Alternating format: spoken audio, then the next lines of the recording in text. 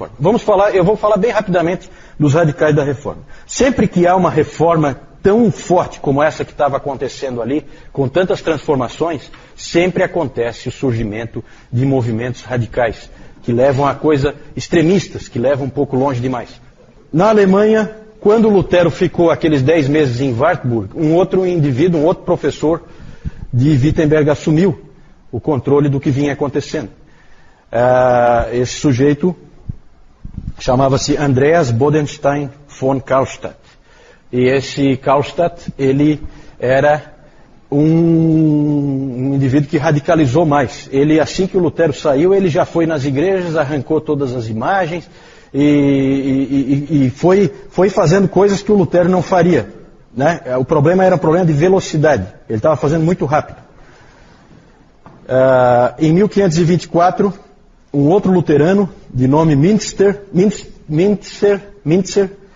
ele organizou um levante de camponeses contra os nobres na cidade de Austerlitz. Então é o uso político do que está acontecendo, certo? Então nós vamos aproveitar o momento político e ele arregimentou os camponeses, certo? Para atacar os nobres. Porque eles eram realmente oprimidos e tal. Só que o Lutero não concordava com esse tipo de atitude, certo? Porque não é assim que se ganha essa batalha, não é com armas humanas que você vence essa luta. Então o Lutero, numa pregação, chamou a esses indivíduos de espíritos arruaceiros e assassinos. Era assim que ele chamava eles. O Karlstadt se incomodou com essa referência não muito elogiosa do Lutero, e inclusive se incomodou pelo fato dele ter sido colocado junto com o Mintzer nesse comentário. Aí ele foi tomar satisfação com o Lutero. O Mintzer reagiu pregando aos camponeses contra o Lutero, chamando o Lutero de irmão porco gordo e irmão vida mansa. Certo? Então, eles usavam assim umas expressões carinhosas nesse tipo. Não era uma época assim de muito politicamente correto, né? Eu não vou com a tua cara, eu falo mal de ti mesmo. Era assim que funcionava. O Lutero disse sobre o ritmo da reforma em Wittenberg, que a causa é boa, mas houve pressa demais. Porque ainda há do outro lado irmãos e irmãs que pertencem a nós e que ainda precisam ser ganhos. Então ele achava que estava indo rápido demais. Os mais radicais começaram a dizer que sim, só a Escritura, tá bom. Mas não vamos ouvir só a Escritura, mas também o autor das Escrituras, o Espírito Santo. Então começou a aparecer esses pregadores visionários que começaram a levar o povo em direções perigosas, porque eles diziam que recebiam informações do que fazer diretamente do Espírito Santo, né? Então esse tipo de coisa, esse tipo de radicalismo acontece.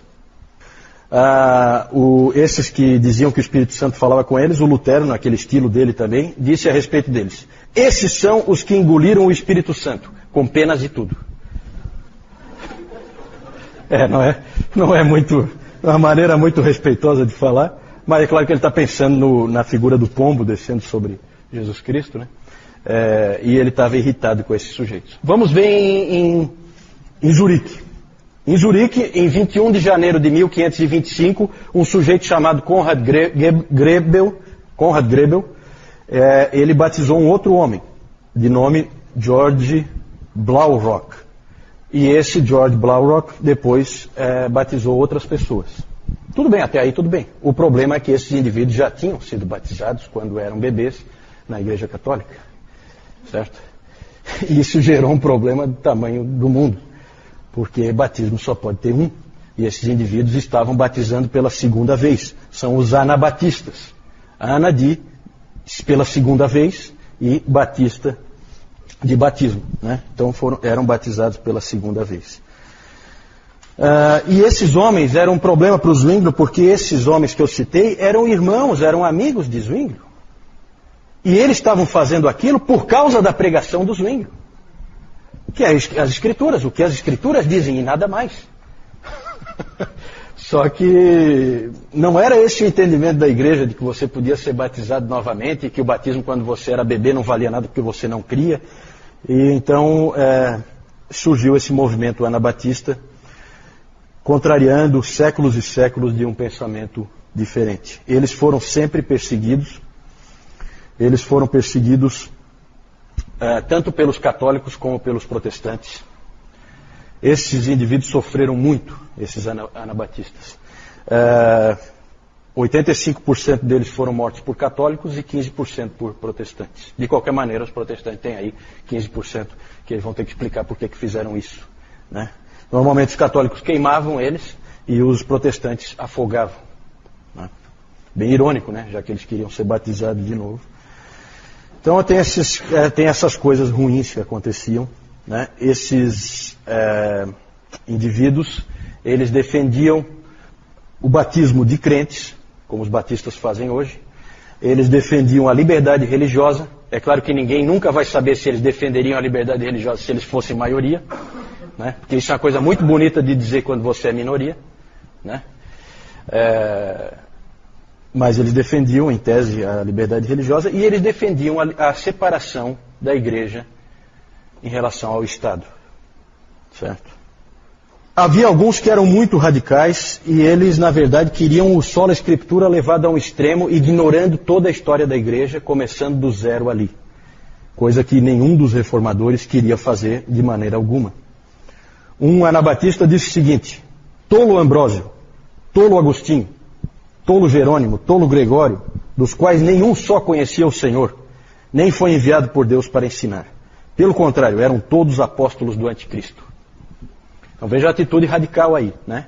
Claro que isso aí é um indivíduo, não é o pensamento de todos. Então os anabatistas são conhecidos como anabatistas, na verdade eles se chamavam de irmãos suíços.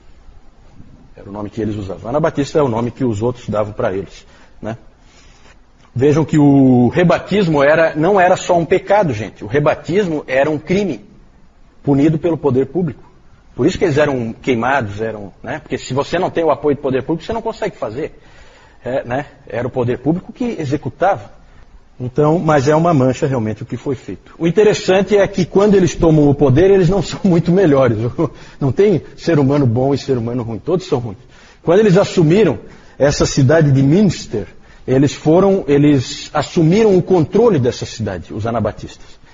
E aí eles implantaram ali uma teocracia no estilo do Velho Testamento, valiam as leis do Velho Testamento. Aí começou a ter todo tipo de barbaridade, as pessoas eram condenadas por qualquer coisa, eram mortas, havia poligamia, havia uma série de coisas acontecendo.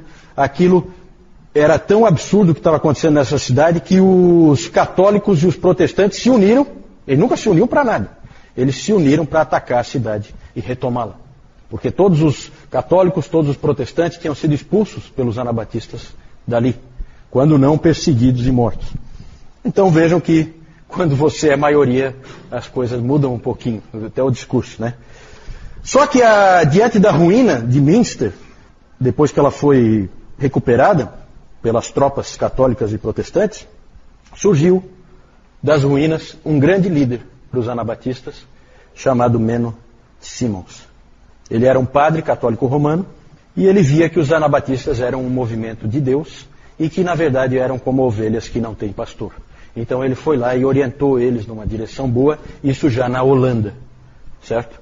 Dali nós temos algumas igrejas que existem até hoje, como por exemplo a igreja menonita, né? Menonita vem do próprio nome do Menno Simons, né? Os menonitas. O legado dos anabatistas. O que eles deixaram?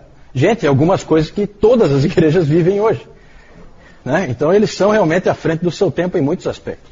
Separação igreja-estado, liberdade religiosa e, no caso dos batistas, o batismo depois da fé, certo? São legados deles. Aí vem a pergunta, os batistas são originários dos anabatistas? Algumas pessoas às vezes dizem que são, né? Dizem que, não, eles vêm dos anabatistas. Na verdade, se você for fazer uma análise histórica, você vai ver que não é verdade.